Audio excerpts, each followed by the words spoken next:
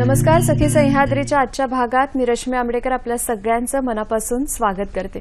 मंडळी, आता कॉलेजेस सुरू झाली आहेत, लवकरच काही सुरू सुद्धा होतील आणि मग अभ्यासक्रमाचं एक विशिष्ट वर्ष सुद्धा सुरू होणार आहे.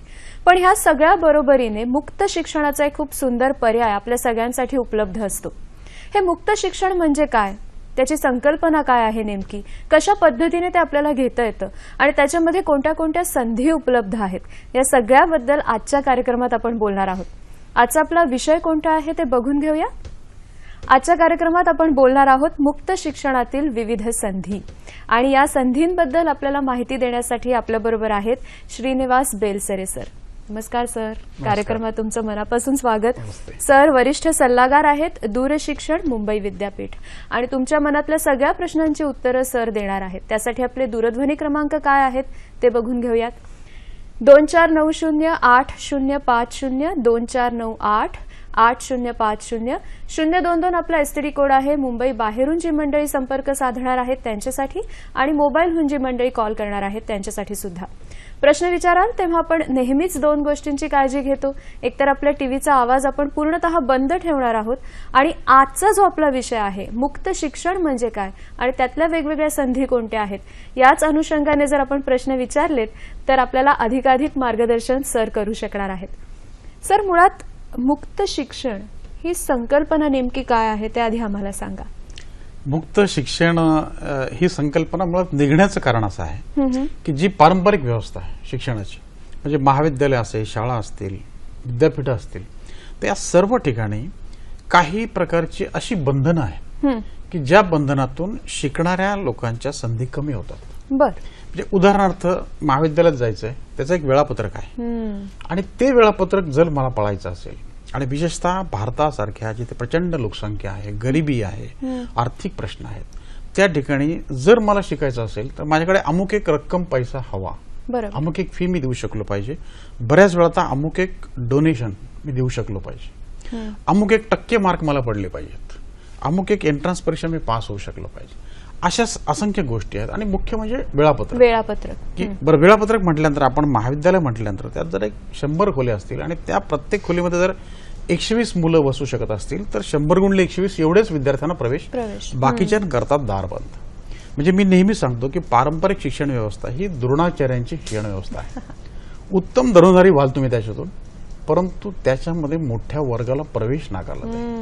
ती द्रोणाचार्यांची व्यवस्था एकलव्याला प्रवेश नाकारणारी आहे. आणि आपण जे तत्वज्ञान या देशाचं त्यामुळे स्वीकारलेलं आहे की सर्वांना समान संधी, ज्यांना आजपर्यंत मिळाली नाही त्यांना संधी मिळाली पाहिजे, हा विचार जर आपल्याला करायचा असेल तर मग ह्या 4 भिंतीतून शिक्षणाला मोकळं केलं पाहिजे. त्याच्यातून मुक्त विद्यापीठ ही कल्पना भारतात आली. तिची सुरुवात तशी इंग्लंडमध्ये झालेली आहे. म्हणजे इंग्लंडमध्ये त्यावेळेचे त्या 1974च्या आसपासचा आपल्याकडचा विचार आहे, आणि त्यांच्याकडे ही त्या दरम्यान 1969ला विल्सन म्हणून त्यांचे पंतप्रधान होते, आणि त्यांनी असा विचार केला की समाजातला मोठा वर्ग असा आहे की जो शिकताना वेगवेगळ्या स्तरांवरती ड्रॉपआउट होतो, त्याची गळती होते. म्हणजे काही लोक 7वीला, 8वीला, 9वीला, 10वीला, आणि 10वीला तर आपल्या राज्याचे राज्यपाल डॉक्टर अलेक्झांडर होते, तर ते एकदा म्हणाले की कत्तल होते, कत्तल. असंख्य विद्यार्थी नापास होते. यावेळचा निकाल आहे की आपण बाजूला ठेवतो, एक एक्सेप्शनल निकाल आहे, परंतु जनरली 50%, 60% असे सुद्धा काही वेळा विद्यार्थी अनुत्तीर्ण होतात आणि ते कायमचे बाहेर फेकले जातात. नंतर ते वळतच नाही नंतर ते वळू शकत नाही. एक ऑक्टोबरला प्रयत्न करतात, परत मेला प्रयत्न करतात आणि नंतर ते सोडून देतात. त्यांना ही व्यवस्था निराश करते. आणि त्याचं कारण काय असतं तसं आपण पाहिलं तर आता 30 वयोगटाच्या वरची जे आपले प्रेक्षक असतील त्या प्रत्येकाला मनात आठवेल बघा केव्हा तरी आपला शाळा सोडून द्यावीशी वाटलेली आहे. आणि त्याचं कारण काय, इंग्रजी आणि गणित हे 2 विषय, ह्या 2 विषयांना घाबरून अनेकांनी शाळा सोडलेली आहे. ती अतिशय टॅलेंटेड, हुशार, प्रज्ञावान अशी माणसं होती ती बाहेर फेकली गेली. पंतप्रधान विल्सन यांनी असा विचार केला की ही जी प्रचंड मोठी लोकसंख्या म्हणजे त्यांनी वेगवेगळे स्तर काढले होते, त्या स्तरांवरती जे गळतीचं प्रमाण आहे ते पाहिलं तर ही बाहेर पडतात शिक्षण व्यवस्थेच्या आणि मग ती चांगले समाज मनुष्यबळ होऊ शकत नाहीत, चांगले समाज घटक सुद्धा होऊ शकत, कारण शिक्षणापासून दूर आहेत. त्यांना जी कौशल्य ती मिळाली नाहीत आणि एक चांगला माणूस बनण्याची त्यांची प्रक्रिया थांबलेली असते. ही झाल्याने त्या व्यक्तीचं असं नुकसान होतं, तिच्या जशा संधी जातात तशा समाजाची पण एक संधी अशी जाते की समाजाचा जो स्तर उंचावायला पाहिजे तो एका ठिकाणी ठप्प होऊन जातो. म्हणजे एकीकडे अंतराळ शास्त्रामध्ये संशोधन करणारा माणूस असतो, विशेषतः आपल्या भारताचं चित्र बघा आपण की एकीकडे आपण विक्रम करतोय, जागतिक विक्रम करतोय आणि दुसरीकडे आपण अत्यंत नकारात्मक अशा गोष्टीमध्ये जगात पुढे आहोत. तर हे विषमतेचं कारण शिक्षण हे देखील आहे, अनेक कारणांपैकी हे देखील कारण. ते आपण कसं काढून टाकता येईल याकरता शिक्षणाला या सगळ्या जाचक्यातून मुक्त केलं पाहिजे, चौकटीतून खुलं केलं पाहिजे. म्हणजे ज्यांना गरज आहे त्यांना नोकरी करावी लागते 10वी-12वी नंतर. घरी 8वी-9वी पासूनच धोशा सुरू होतो, काहीतरी कर बाबा. आपली मुलं पेपर टाकून शिकतात. माझ्या घरी मी आज राहतो या ठिकाणी 8वी-9वीतली मुलं येऊन पेपर टाकतात, ते कसे शिकणार? आणि त्यांना मग पर्यायानं काय होणार की ते पेपर टाकण्याकरता त्याची सकाळी शाळा असेल तर तो शाळा सोडूनच पेपर टाकणार आहे. हे होऊ नये, अशी व्यवस्था असावी की त्याला काहीतरी उपजीविकेचं साधनही करता यावं आणि त्याला शिकता पण यावं, त्याच्या सोयीने शिकता यावं. त्याला लोकल ट्रेनमध्ये 2.5 तास प्रवास करतात मुंबईची मंडळी, त्यांना 2.5 तासात पुस्तक वाचता आलं तर त्यांना वाचता यावं. त्यांना कानाला ऐकून जर इयरफोननी मोबाईलमधनं काही ऐकता आलं त्यांना ऐकता यावं आणि त्याचा उपयोग हा शिक्षणाकरता करता यावा, अशी व्यवस्था हवी.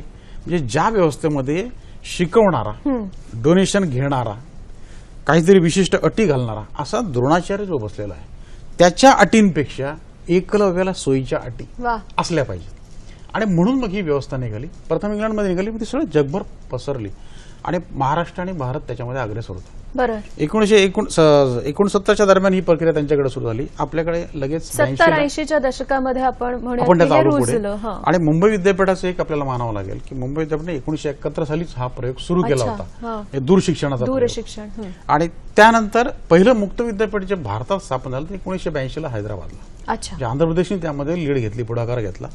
त्यानंतर Indira Gandhi national open university स्थापन झाली आणि नंतर आज 14-15 राज्यांमध्ये त्यांची मुक्त विद्यापीठ स्थापन झाली. आता तुम्ही म्हणताय की शिक्षणापासून जी मंडळी वंचित राहतात त्यांना या मेन स्ट्रीम मध्ये आणण्यासाठी मुक्त शिक्षणाचा हा पर्याय खूप महत्वाचा ठरतो.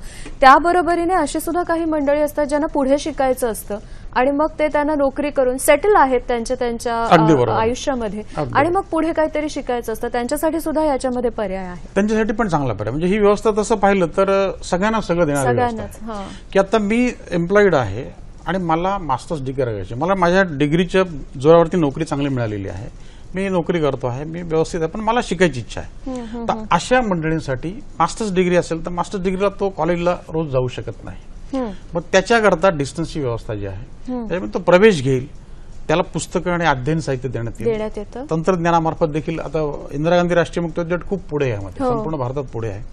त्यांचे 148 कोर्सेस हे सगळे ऑनलाईन उपलब्ध आहेत. त्याच्यावरती संपूर्ण प्रवेश प्रक्रिया, परीक्षा, सगळ्या गोष्टी त्यांच्या ऑनलाईन आहेत. त्या तशा प्रकारच्या कोर्सला जर प्रवेश घेतला आपण तर आपल्याला रोज महाविद्यालयात जायची गरज नाही. आपल्याला बऱ्याच वेळेला टक्केवारीची जी अट आहे ती इतर ठिकाणी जिथे जागा कमी आहेत त्यामुळे टक्केवारीची अट येते ती पण नाही आहे, त्यांना प्रवेश घेता येऊ शकतो. ज्यांना अधिक शिकण्याची इच्छा आहे त्यांना त्यांच्या सोयीने शिकतात. आणि अजून एक विचार महत्वाचा असा आहे सर, आपण त्या विचाराकडे वेळ पण आधी एक फोन घेऊयात कार्यक्रमातला. पहिला फोन आलाय, उज्ज्वला आपल्याशी बोलतात ठाण्याहून. नमस्कार. बोला. मला असं विचारायचं होतं की दूरस्थ विभागामध्ये पटकथा लेखन असा विषय आहे का, त्याच्या काही अटी काय आहेत आणि त्याचा पुढे काय स्कोप आहे का, आणि माझं वय आता 63 आहे, तर त्या दृष्टीने मला काही फायदा होईल का त्याचा? निश्चितच फायदा होईल. परवाच मुंबई विद्यापीठामध्ये एका 61 वर्षीय वयाच्या विद्यार्थिनी आमच्या प्रवेश घेतला आणि एका 69 वर्ष वयाच्या विद्यार्थ्यांनी प्रवेश घेतला. वा.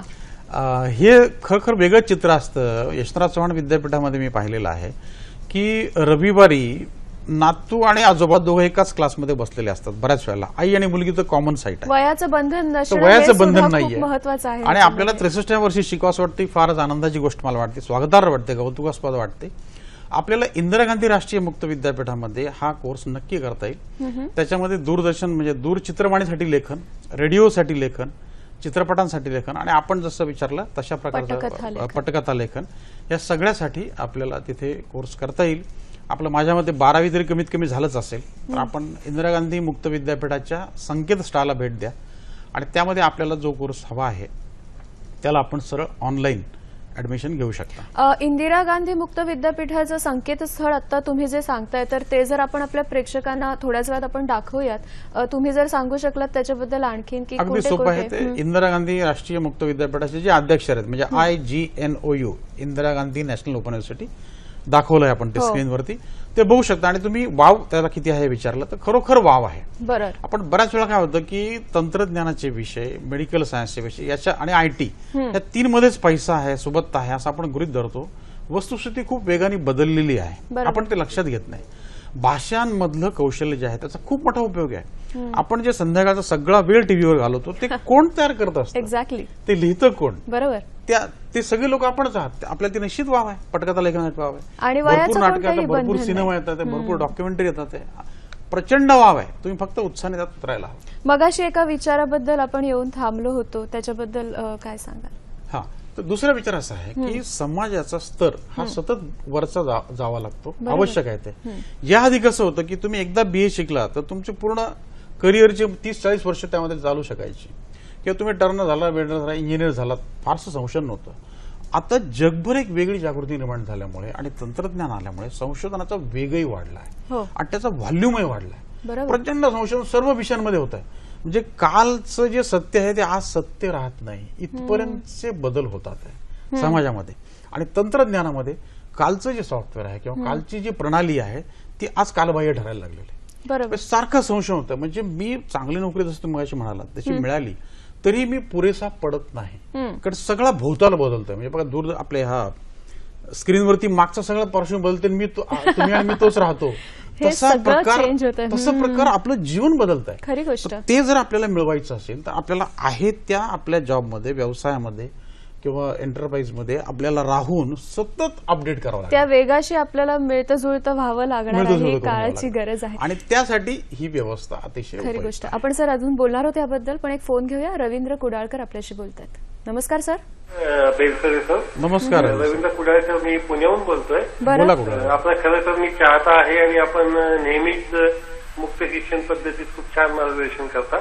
माझे 3 प्रश्न आहेत आपल्याला. मुंबई विद्यापीठाच्या मुक्त शिक्षण विभागामध्ये समाजातील जो निरक्षर, अल्पशिक्षित, उपेक्षित आणि त्याचबरोबर अल्प उत्पन्न गटातला जो उद्दिष्ट गट आहे त्यांना या शिक्षण पद्धतीच्या मुख्य प्रवाहात आणण्याच्या दृष्टीने सकारात्मक समुपदेशन करण्याच्या दृष्टीने आपल्या विद्यापीठातील समुपदेशक कसा प्रयत्न करता, पहिला प्रश्न.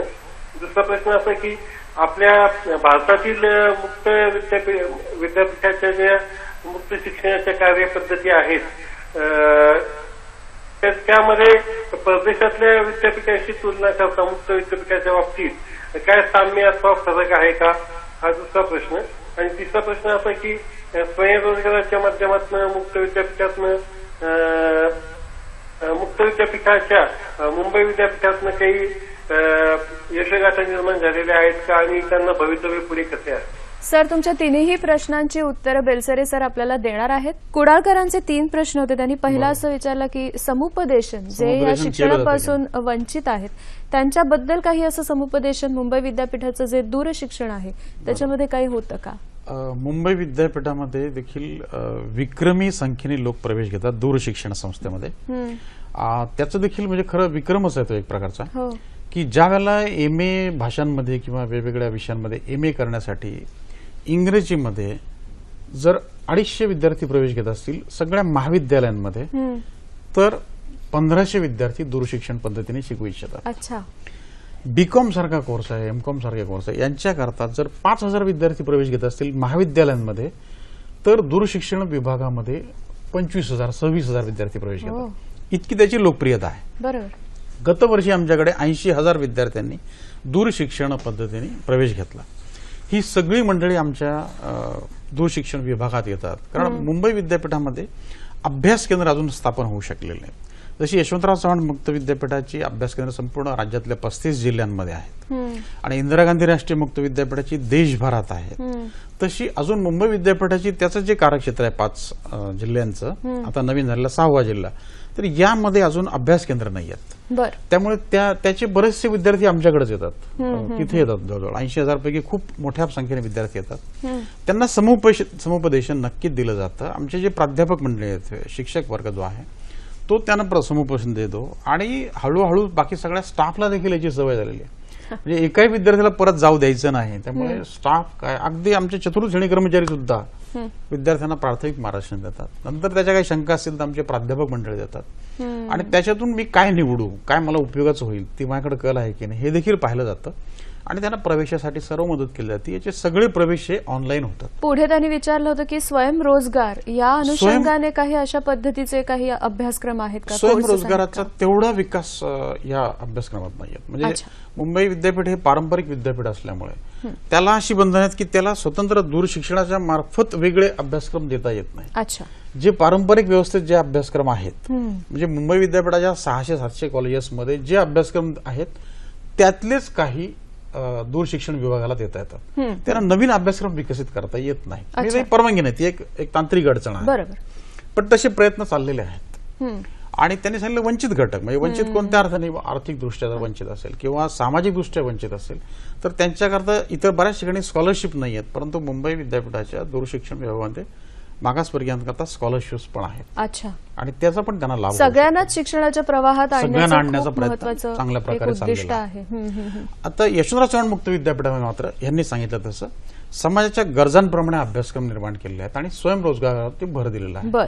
तसा तो इंदिरा गांधी किंवा बहुतेक जी मुक्त विद्यापीठ आहेत त्यांना ते स्वातंत्र्य आहे, कारण त्यांचा उद्देशच तो आहे की समाजाच्या गरजा नेमक्या बघून त्यावरती अभ्यासक्रम देणे आणि तो त्या जे शिकणारा विद्यार्थी आहे त्याच्या गरजा आहेत, त्याची एम्प्लॉयमेंटची क्षमता काय आहे हे बघून देणे. आता उदाहरणार्थ मुंबईसारखं, पुण्यासारखं जे शहर आहेत आणि बहुतेक मोठमोठ्या शहरांमध्ये आज असं झालेलं आहे की पती पत्नी दोघे काम करतात, त्यामुळे दोघे कमीत कमी 8 तास कामा करता आणि प्रवासाकरता 1-1 तास, असं केलं तर 10-12 तास ते बाहेर असतात. त्यावेळेला त्यांचे पालकांचं काय म्हणतात, त्यांचे वयस्कर आई असतील, वडील असेल किंवा इतर नातेवाईक असतील आणि ते जर आजारी असतील तर त्यांची काळजी कोण घेणार. ह्या गरजेकरता असा एक विचार आला पुढे की जर नर्सिंगचं एखादं केलेल्या व्यक्तीला ठेवलं आपण तर ते तेवढा पगार हे कुटुंब देऊ शकत नसतं, नर्स एवढा पगार, आणि एक चांगला जॉब सोडून नर्स तिकडे येणार पण नसते किंवा तेवढी आवश्यकता सुद्धा पण नसते. त्यावेळेला की थोड्या दिवसाचं 15 दिवसाचं आजारपण आहे किंवा महिन्याभराचा आहे किंवा खूपच ते वयस्कर आहेत तर त्यांना ते लागणार आहे आयुष्य.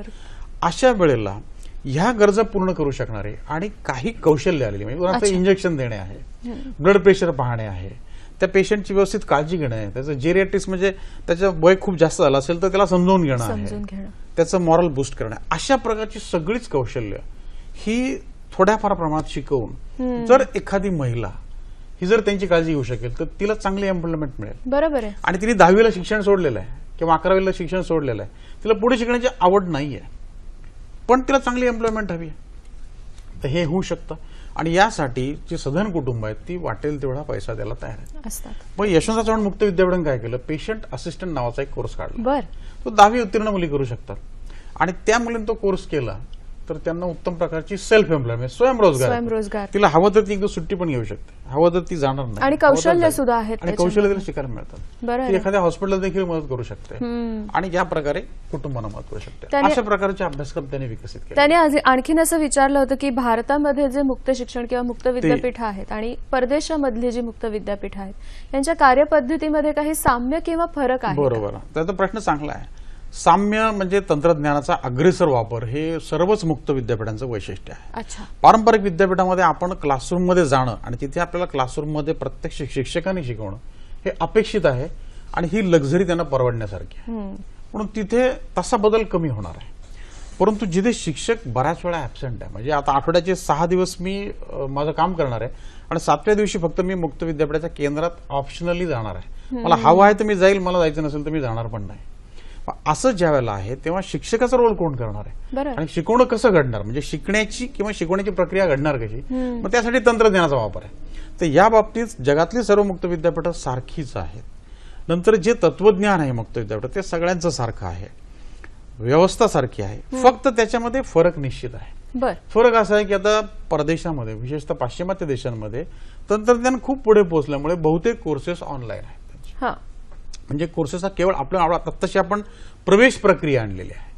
त्यांनी परीक्षा सुद्धा ऑनलाईन पर्यंत मगाशी उदाहरण दिलं, त्यांनी पण खूप प्रमाणात केलं आहे आणि आपण ते करत आहोत. पण आपण त्यांच्यापेक्षा काही दिवस मागे असल्यामुळे त्यांच्या इतकं तंत्रज्ञानाचा वापर अजून आपण करू शकलेलो नाही, परंतु आपण तो वेगाने करत आहोत हे मात्र निश्चित. त्यामुळे व्यवस्था सारखी आहे, पण म्हणजे एकाच दिशेने चाललेल्या प्रवासांमध्ये प्रत्येक वेगवेगळ्या स्टेशनवरती उभा आहे अशी जर आपण कल्पना केली तर तशा प्रकारे चाललेला आहे. आपल्या देशामध्ये मुक्त शिक्षणाच्या कोणते कोणते पर्याय आहेत? एक तर इग्नू तुम्ही सांगितलं, त्याची सुद्धा आपण वेबसाईट काय आहे ते आपल्या सगळ्या प्रेक्षकांना दाखवली. आणखी म्हणजे जेणेकरून आपण त्या सुद्धा वेबसाईट मुंबई विद्यापीठच्या 5+6 अशा 6 जिल्ह्यांमध्ये कार्यरत आहे. त्यांच्यासाठी डिस्टन्स एज्युकेशनची संस्था म्हणजे institute of distance and open learning Mumbai university ही उपलब्ध आहे. तिच्यामध्ये त्यांचे उपलब्ध कोर्सेस ते करू शकतात. त्याशिवाय काही कोर्सेस जे मुंबई विद्यापीठात उपलब्ध नाहीत ते मला करायची इच्छा असेल. आपण संकेतस्थळ बघतो आहोत www.mu.ac.in/idle. हे मुंबई विद्यापीठाचं संकेतस्थळ आहे, इथल्यासाठी उपलब्ध असते. आता याशिवाय या जिल्ह्यांमधले आणि राज्यातल्या बाकीच्या जिल्ह्यांमधले असे एकूण 35 जिल्ह्यामधले महाराष्ट्राच्या ज्या विद्यार्थ्यांना पारंपरिक पद्धतीने शिकणं शक्य नाही, त्यांना नोकरी करायची, काम करायचं, व्यवसाय सांभाळायचा आहे, किंवा अशा काही महिला आहेत की ज्यांना त्यांच्या सांस्कृतिक पार्श्वभूमीमुळे बाहेर रोज जाणं शक्य नाही, किंवा आर्थिक किंवा काही परंपरा, काही कल्चर याच्यामुळे त्यांना बाहेर जाणं शक्य नाही, तर त्यांना शिकण्यासाठी या सगळ्यांना मुक्त विद्यापीठ म्हणजे यशवंतराव चव्हाण मुक्त विद्यापीठाची संपूर्ण सर्व जिल्ह्यांमध्ये अभ्यास केंद्र आहे. त्यांचं सुद्धा संकेतस्थळ तिथे ते प्रवेश घेऊ शकतात. www.ycmoudigitaluniversity.ac हे यशवंतराव चव्हाण मुक्त विद्यापीठाचं संकेतस्थळ आहे. यशवंतराव चव्हाण मुक्त विद्यापीठात 225 अभ्यासक्रम उपलब्ध. अच्छा. आणि इंदिरा गांधीमध्ये तर त्याही पेक्षा जास्त आहेत. आता राष्ट्रीय पातळीवरती ज्या मंडळींना शिकायची इच्छा आहे किंवा एका नॅशनल ओपन युनिव्हर्सिटीचा आपल्याला अभ्यासक्रम करतात, जे यशवंतराव चव्हाणकडे उपलब्ध नाही, मुंबईकडे उपलब्ध नाहीत, ते अभ्यासक्रम इंदिरा गांधीकडे सुद्धा उपलब्ध आहेत. आणि इंदिरा गांधी राष्ट्रीय मुक्त विद्यापीठामध्ये हिंदी आणि इंग्रजी ह्या ज्यांना चांगल्या प्रकारे येतं त्यांच्यासाठी खूप संधी आहेत, खूप जास्त अभ्यासक्रम आहेत. ज्यांना इंग्रजीची अडचण आहे, हिंदीची अडचण आहे, त्यांच्यासाठी मराठीसाठी यशवंतराव चव्हाण मुक्त विद्यापीठ वापरता येईल. परंतु यशवंतराव चव्हाण मुक्त विद्यापीठामध्ये इंग्रजी माध्यम आहे, हिंदी आहे आणि एक वैशिष्ट्य म्हणजे उर्दूमध्ये सुद्धा त्याच्यामध्ये अनेक अभ्यासक्रम विकसित करण्यात आलेले आहेत. एक मोठा समाज हा केवळ भाषेमुळे शिक्षणाच्या आणि पर्यायानं प्रगतीच्या प्रवाहापासून दूर राहू नये या एका अतिशय विचाराने, एका गंभीर विचाराने यशवंतराव चव्हाण मुक्त विद्यापीठाने उर्दू माध्यमाचे अभ्यासक्रम वेगवेगळे सुरू केले आहेत. त्यांनी असा सुद्धा प्रयोग केला होता की मालेगाव, भिवंडी वगैरे परिसरामध्ये हँडलूम्स आहेत किंवा पॉवरलूम्स आहेत, त्याच्यामध्ये काम करणारी माणसं ही अतिशय कौशल्य चांगले मिळवतात काम करून, पण त्यांना कोणतंही सर्टिफिकेट नाही, त्यांना कोणतीही सवलत मिळू शकत नाही आणि अतिशय कमी पगारावरती काम करत आहोत. त्यांना शिकवलं तर काय होईल, म्हणून त्यांच्यासाठी म्हणून उर्दू अभ्यासक्रम सुरू केला. एक 2-3 वर्षापूर्वीची ही गोष्ट आहे आणि त्याचा त्यांना फायदा होऊ लागला. अशा त्याच्यात फॉरेन लँग्वेजेसचे पण अभ्यासक्रम आहेत. इंदिरा गांधीमध्ये आणि यशवंतराव चव्हाणमध्ये फॉरेन लँग्वेजेस पण या पद्धतीने उपलब्ध आहेत. आणि अनेक राज्यांमध्ये त्या राज्याची, मी कन्नडी भाषिक आहे आणि मला कन्नडा भाषेतूनच शिकायचं आहे, तर मी कर्नाटक स्टेट ओपन युनिव्हर्सिटीमध्ये प्रवेश घेऊ शकतो इथे राहून सुद्धा. बरोबर. फक्त मला परीक्षेला तिकडे जावं लागेल, तेवढी फक्त तेवढं मी करायला हरकत नाही. अशा प्रकारे शिक्षण सर्वांसाठी हे जे युनोचं धोरण आहे, जे देशाचं धोरण आहे, ते जास्तीत जास्त चांगल्या पद्धतीने अंगीकारण्यासाठी आणि इफेक्टिव्हली ते पार पाडण्यासाठी म्हणून हे विद्यापीठ काम करतात. क्या बात आहे. पालघरहून एक फोन आहे, जगदीश राऊत आपल्याशी बोलतात. नमस्कार sir. Hello hello Jagdish ji. नमस्कार सर. नमस्कार. मला विचारायचं आहे की यशवंतराव मुक्त विद्यापीठ आणि रेग्युलर कॉलेजमध्ये घेतलेल्या डिग्री या समान असतात का, याला समान मान्यता आहे का? खूप महत्वाचा प्रश्न त्यांनी विचारला. हा प्रश्न आवश्यक आहे. शिक्षणामध्ये शिक्षण घेतल्यानंतर त्याचं काय म्हणत आपण, ऑथेंटिसिटी ही केवढी असते, मान्यता केवढी असते त्याची. आधीच्या चर्चेत तुम्ही देखील तर ह्या बाबतीत असं आहे की मान्यतांचे दोन प्रकार आहेत. एक म्हणजे शासनाची मान्यता आणि दुसरी समाजाची मान्यता. आता काही वेळा असं होतं की शासनाची मान्यता असते पण समाजाची मान्यता नसते.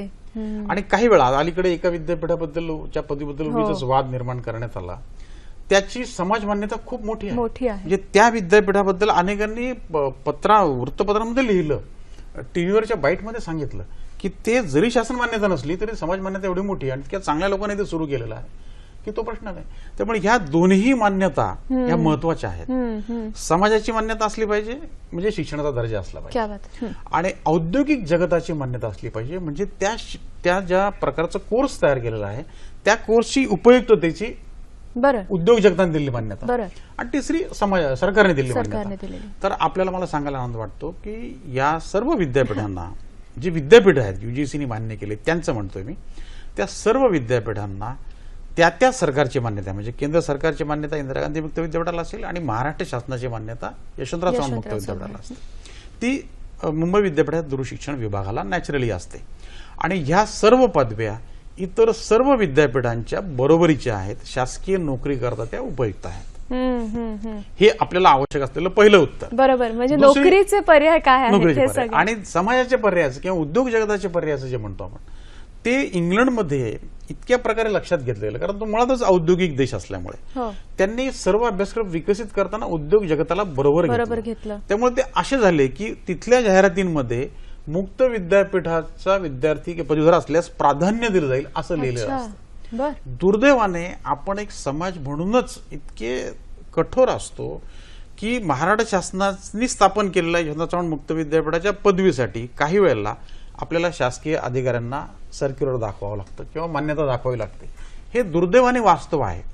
हा माझ्या मते स्पष्ट बोलायचं म्हटलं तर त्या अधिकाऱ्याचा अडाणीपणा आहे आणि तो असेल तर आपल्या हक्काकरता आपल्याला तो लक्षात आणून दिला पाहिजे. यशवंतराव चव्हाण मुक्त विद्यापीठाने शासनाशी बोलून त्याकरता स्वतंत्र GR काढलेला आहे 1994 साली आणि तो GRची कॉपी आम्ही प्रत्येक प्रॉस्पेक्टसमध्ये छापत असतो की ही जाण दाखवा गरज पडली तर.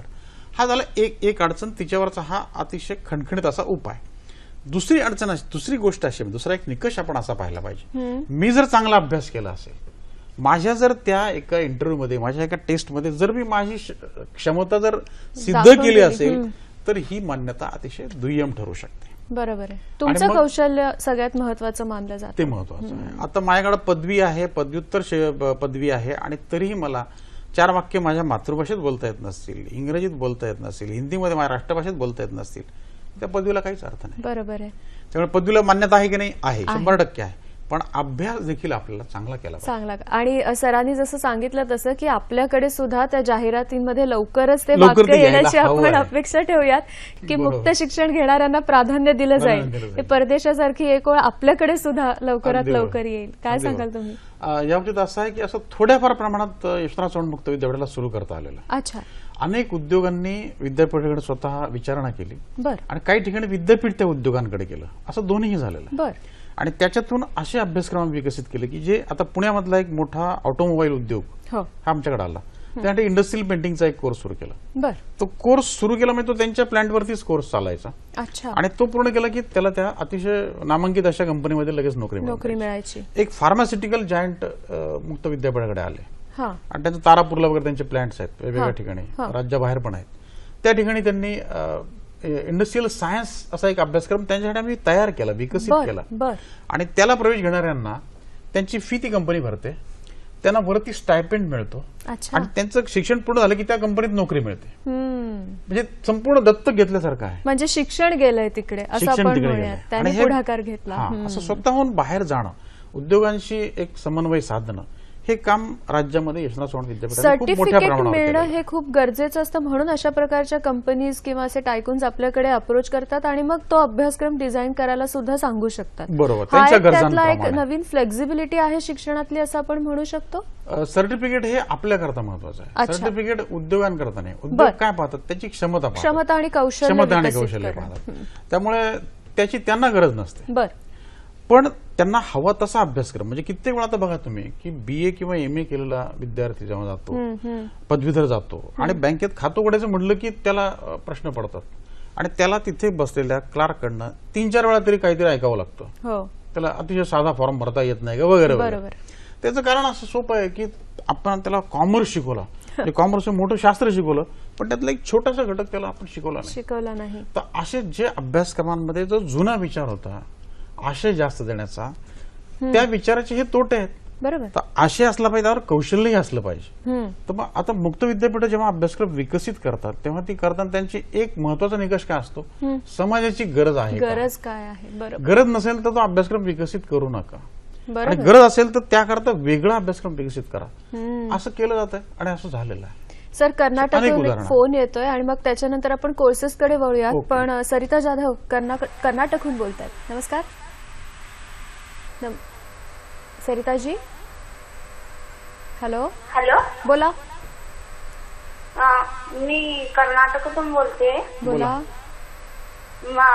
मला हे विचारायचं होतं की माझं सेकंड इयरला काही विषय राहिल्यामुळे माझं शिक्षण सोडावं लागलं, पण मला पुन्हा शिकण्याची इच्छा आहे पुढे. आमच्या राज्यात आसपास महाराष्ट्रात कुठं तुमचे संस्था आहेत का मी पुढे शिकण्यासाठी असेल? सेकंड इयर कोणती शाखा, कुठलं शिक्षण अर्धवट राहिलं सरिताजी? माझं आर्ट्सला इंग्लिश मीडियम होतं.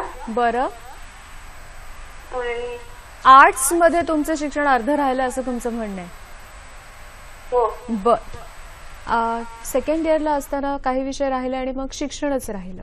त्या जर कर्नाटक त्यांनी बोलत होत्या. कर्नाटक त्यांच्याकडे इंग्रजी चांगला असेल आणि इंग्रजी माध्यमातून ते शिकलेले आहेत, तर कर्नाटक राज्य मुक्त विद्यापीठ म्हणजे कर्नाटक स्टेट ओपन युनिव्हर्सिटी याच्यामध्ये जाऊन ते प्रवेश घेऊ शकतील. जर त्यांनी फर्स्ट इयर पूर्णपणे पास केलं असेल, म्हणजे फर्स्ट इयर मधला काही विषय राहिलेले नाहीत, ते उत्तम क्लिअर केलं आहे, तर त्यांना सेकंड इयरला प्रवेश मिळायला काही अडचण येऊ नये फर्स्ट इयरच्या मार्कशीटच्या जोरावरती. आणि जर त्यांना ज्या विद्यापीठात त्या करत होत्या, समजा मुंबई असेल, पुणे असेल किंवा कोल्हापूर शिवाजी विद्यापीठ असेल, तर त्या विद्यापीठामध्ये जर त्यांचं अर्धवट ज्या स्तरावरती राहिलेलं आहे, अच्छा, म्हणजे फर्स्ट इयर झालेलं आहे, सेकंड इयर राहिलं आहे, सेकंड इयर झालं, थर्ड इयर राहिलं आहे, तर त्या पुढच्या वर्गात त्यांना मुक्त विद्यापीठ यशवंतराव चव्हाण मुक्त विद्यापीठात प्रवेश मिळू शकतो. यशवंतराव चव्हाण मुक्त विद्यापीठाचं कार्यक्षेत्र हे तसं देशभर करण्यात आलं होतं. अच्छा. परंतु तेवढं जाळं आपल्याला अजून तयार झालेलं नाही. त्यामुळे त्यांना महाराष्ट्रातल्या एखाद्या अभ्यास केंद्रात प्रवेश घेता येऊ शकतो. आता त्या माझा अंदाज आहे की लग्नानंतर किंवा अशाच प्रकारच्या कारणामुळे नोकरी करता वगैरे त्या तिकडे गेले असतील, त्यांचं मराठी आणि नाव यावरून आपल्याला कळतं की त्या महाराष्ट्रातनं गेलेल्या आहेत. मग त्यांच्या माहेरच्या ठिकाणी त्या तिथल्या कॉलेजमध्ये यशवंतराव चव्हाण विद्यापीठाचं अभ्यास केंद्र जिथं असेल तिथे ते प्रवेश घेऊ शकतात आणि पुढचा अभ्यासक्रम पूर्ण करू शकतात. म्हणजे जर शिवाजी विद्यापीठाचं फर्स्ट इयर केलं असेल तर सेकंड इयर यशवंतराव चव्हाणला त्यांना नक्की प्रवेश परीक्षा देण्यापुरतं तुम्हाला तिथे जावं लागेल. बाकी सगळं तुम्हाला तुम्ही आमची पुस्तकं घेऊन अभ्यास घरी करू शकता. आणि जे पारंपरिक विद्यापीठामध्ये 75% उपस्थिती ही बंधनकारक आहे, तसं मुक्त विद्यापीठात नाही. मुक्त विद्यापीठात शिकण्यासाठी हे विद्यापीठ आहे मुळात, बरोबर, नियमांपेक्षा शिक्षणासाठी. की मला जर मी चांगला अभ्यासू मुलगा आहे आणि जर मी घरी अभ्यास करू शकतो आणि मी एकदाही ह्याला गेलो नाही अभ्यास केंद्राला चालेल, परंतु त्यांनी जावं असा माझा सल्ला त्याला का राहील की वेगवेगळ्या गोष्टी असतात, मध्ये टेस्ट असतात, असाइनमेंट्स असतात, परीक्षांच्या तारखा बदलू शकतात, त्यासाठी त्यांनी आपल्या अभ्यास केंद्राच्या टच मध्ये राहिलं पाहिजे, संपर्कात राहिलं पाहिजे. परंतु ते स्वातंत्र्य तुम्हाला आहे, मुक्त शब्दातच ते आलं की तुम्ही नाही गेलात, तुम्ही तुमचा अभ्यास केला आणि परीक्षेला आला तरी चालू शकतं. या मुक्त शिक्षणामध्ये किंवा या विद्यापीठांमध्ये कोणते कोणते कोर्सेस हे प्रामुख्याने असतात आणि कोणते कोणते असे ऍडिशनल कोर्सेस असतात? पारंपरिक तर बहुतेक विषय म्हणजे BA, BCom, BSc हे आहेत. आता BSc मध्ये केमिस्ट्री सारखा विषय किंवा फिजिक्स सारखा विषय किंवा ज्याच्यामध्ये तुम्हाला लॅबोरेटरी लागते, प्रयोगशाळा लागते, त्या प्रकारचे अभ्यासक्रम यात असू शकत नाही. बरोबर. कारण का तर हा फक्त वीकली म्हणजे एकदा रविवारी किंवा शनिवारी जायचं जाणं शक्य होणार नाही. मात्र आता कॉम्प्युटर सायन्स आहे, आता कॉम्प्युटर सायन्स हे तातडीची गरज आहे सगळ्यांची. मग त्यात विद्यापीठाने या व्यवस्थेने काय केलं, सर्वच ठिकाणी म्हणजे मुंबई विद्यापीठाने असो, इंदिरा गांधीने असो किंवा यशवंतराव चव्हाणने असो, आम्ही काय केलं की जे अशा प्रकारचे विषय जे समाजाची गरज आहे आणि ते आपण रोज क्लास घेत नाही आहोत, मग इन्स्टिट्यूट्सना मान्यता दिलेली आहे. ही खाजगी संस्था आहेत, त्यांना दूरशिक्षण पद्धतीची मान्यता मिळालेली आहे आणि त्यांच्याकडे तुम्ही तुमच्या सोयीच्या वेळेला जाऊ शकता. म्हणजे संध्याकाळची बॅच आहे, सकाळची बॅच आहे, म्हणजे मी नोकरी करतोय किंवा दुसरा एखादा कोर्स करतोय आणि मला सकाळी आणि संध्याकाळी माझं वाढवायचं आहे, तर मी BSc IT सारखा करू शकतो. पण BSc केमिस्ट्री असेल तर ते मला शक्य होणार नाही. जिथे प्रॅक्टिकल सायन्स वगळून बाकीचे आर्ट्स, कॉमर्स अशा प्रकारचे, फाईन आर्ट्स अशा प्रकारचे अभ्यासक्रम उपलब्ध आहेत. काही वेगळ्या शेतकऱ्यांमध्ये यशवंतराव चव्हाण विद्यापीठाकडे शेतकरी आले, ते म्हणले की आम्हाला सर्टिफिकेट नको, आम्हाला परीक्षा नको, आम्हाला तुमचं काहीच नको, आम्हाला फक्त तंत्रज्ञान पाहिजे. बरोबर. आणि मग तो प्रयोग आमचे जे संस्थापक कुलगुरू होते डॉक्टर राम ताकवले, तर त्यांनीच ठरवलं की आपण यांना पण शिक्षण द्यायला हरकत नाही सर, डिग्र्या वाटणं हे आपलं कामच नाही. बरोबर. शिक्षण मग त्यांनी शेतकऱ्यांसाठी असा कोर्स डेव्हलप केला की ज्याच्यामध्ये त्यांना ते सगळं शिकता येईल आणि त्यांच्या जीवनात ऍक्च्युली आर्थिक उत्थान होईल त्यांचं. बरोबर. आणि त्यांना वाटलं तर ते परीक्षेला बसतील, त्यांना सर्टिफिकेट देण्यात येईल, त्यांना नाही वाटलं तर बसलं नाही तरी चालेल. ज्याला आपण म्हणतो की प्रत्यक्ष जीवनामध्ये ज्याचा खूप मोठा उपयोग होऊ शकतो. आणि त्याच्या खूप मोठ्या यशकथा मागाशी विचारत होतो, खूप मोठ्या यशकथा आहेत की ज्या यशकथांमध्ये साधा शेतकरी ज्याच्याकडे मोटरसायकल सुद्धा नव्हती तो आज अतिशय उत्तम प्रकारच्या परदेशी गाड्यांमधून फिरतो आहे. कारण त्यांनी गुलाबाची रोपं सुरू केली, त्यांनी द्राक्ष सुरू केली, अशा प्रकारे उत्पादन सुरू केलं, असं तंत्रज्ञान तो शिकला की जे परदेशामध्ये सरळ एक्सपोर्ट होतं आणि त्याच्याकडे लाखो रुपये आले, तो अतिशय श्रीमंत झाला. सर बोलूया त्याच्याकडे पदवी नाही, पदविका नाही, काही नाही. आपण एक फोन घेऊयात आणि हे आता विषय निघालाच आहे की डिप्लोमा, डिग्री आणि सर्टिफिकेट ह्याच्याबद्दल पण थोडंसं बोलणार आहोत. पण रेखा आपल्याशी बोलतायत. रेखा अवचट, नमस्कार. नमस्कार. बोला. माझ्या मुलीने BSc एव्हिएशन केलेलं आहे. बर. आणि तिला एव्हिएशन इंडस्ट्रीमध्येच काहीतरी जॉब करण्याची इच्छा आहे. आता ती दुसरीकडे एक जॉब करते, ती कॉलेजमध्ये जाऊ शकणार नाही. तर BSc एव्हिएशन आणि एव्हिएशन इंडस्ट्रीमध्येच तिला जॉब मिळण्यासाठी काही आहेत का कोर्सेस? बर. Please guide. हो नक्की. इंदिरा गांधी राष्ट्रीय मुक्त विद्यापीठाकडे उत्तम कोर्सेस आहेत. इंदिरा गांधी राष्ट्रीय विद्यापीठाच्या संकेतस्थळाला भेट द्या, त्याच्यामध्ये हे कोर्सेस आहेत. त्यापैकी तिला कोणता आवडतो, तिला कोणता जमू शकेल हे बघा आणि त्याला प्रवेश घ्या, त्याला नक्की नोकरी मिळू शकेल.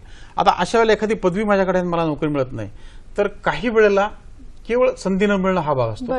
काही वेळा मला काही अजून कौशल्य शिकण्याची आवश्यकता असते. म्हणजे उदाहरणार्थ माझ्याकडे खूप ज्ञान आहे एका विषयाचं आणि मी इंटरव्ह्यू मध्ये मात्र अपयशी ठरतोय, असं होऊ शकतं. यात काहीही कमीपणाचं कारण नाही. तर ह्याच्यात काय की इंटरपर्सन म्हणजे जे सॉफ्ट स्किल्स म्हणतो आपण, की इंटरव्ह्यू कसा फेस करावा, लोकांशी कसं बोलावं, लोकांवरती त्यांचं मत आपलं अनुकूल कसं करावं, कसा प्रभाव पाडावा, तर ह्या सॉफ्ट स्किलचा एक कोर्स यशवंत मुक्त विद्यापीठामध्ये 6 महिन्याचा कोर्स आहे. तो कोर्स केला तर आपण गोष्टी होऊ लागतो. म्हणजे आपण ते बऱ्याच वेळा त्याचं बघतो की जे मांगेगा मिलेगा, बाबांच्या जाहिराती असतात ना, तर त्याच्याऐवजी आता इकडे वळलं पाहिजे आपण की जी स्किल्स माझ्याकडे नाही तज्ञांकडनं शिकली पाहिजे. आणि तितका चमत्कार होतो की तोच विद्यार्थी हा 6 महिन्याचा कोर्स केला तर संपूर्ण बदलून जातो आणि त्याला पटकन नोकरी मिळते. तो त्याचं एक वेगळं विक्रम तयार करतो. रेखाताईंच्या प्रश्नाचं पुन्हा एकदा उत्तर देऊ, कारण फोन ठेवता ठेवता आपण अगदी उत्तर दिलं होतं. इंदिरा गांधी राष्ट्रीय मुक्त विद्यापीठामध्ये संकेतस्थळाला भेट द्यावा आणि त्यांच्याकडे असलेल्या कोर्स, त्यांचा ह्याच्या पुढचा म्हणजे पदव्युत्तरचा कोर्स असेल त्याकरता त्यांना कोणता आवडतो, त्यांना कोणता मॅच होतोय त्या विद्यार्थ्यांना, त्याप्रमाणे त्यांनी करावं आणि त्यांना नक्की नोकरी मिळू शकेल. बरोबर. सर्टिफिकेट कोर्सेस मध्ये 10वी आणि 12वी नंतर सर्टिफिकेट कोर्सेस मुख्यतः सुरू होतात.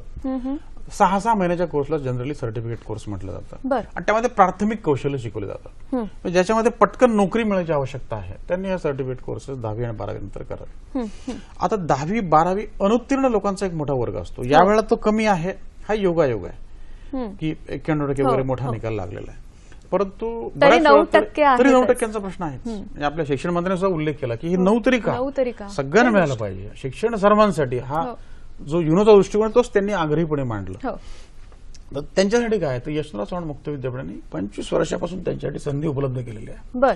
इंदिरा गांधीकडे पण ती संधी आहे की तुम्ही 12वी 10वी नापास असाल आणि 1-2 प्रयत्न केल्यानंतर आपण ते काही विषयांकरता आपण सोडून देतो, त्याची आवश्यकता नाहीये.